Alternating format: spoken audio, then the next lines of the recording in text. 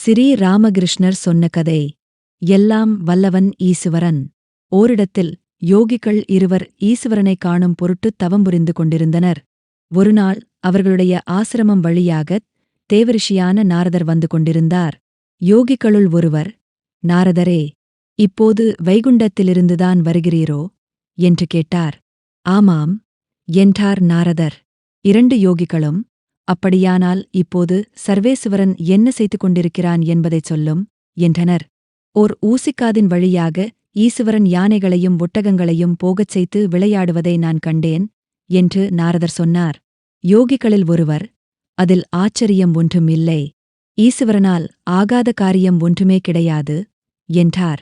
மற்றொரு யோகியோ, ஓ, இது அசட்டு வார்த்தை, நீர் சொல்வது நடக்க முடியாதது, நீர் வைகுண்டத்துக்குப் போகவே இல்லை என்பதை இது காட்டுகின்றது என்றார். இவ்விரு யோகிகளில் முன்னவர்தான் உண்மையான பக்தர். இறைவன் எதையும் நடத்திக் காட்டக்கூடிய சர்வவல்லமை பொருந்தியவன் என்பதை ஐயத்திற்கு இடமின்றி உள்ளத்தில் கொண்டிருப்பதே பக்தியின் அடையாளம். ஈசுவரனால் முடியாத காரியம் ஒன்றுமே கிடையாது. அவருடைய சுபாவத்தை ஒருவராலும் முற்றிலும் தெரிந்து கொள்ள முடியாது. அவரைப் பற்றி நம் கற்பனைக்கே எட்டாத ஒன்றைச் சொன்னாலும் அது அவருக்கு பொருந்தும். ஆதாரம் 1942 வெளிவந்த ஸ்ரீ ராமகிருஷ்ணர் கதைகள் என்னும் நூல்.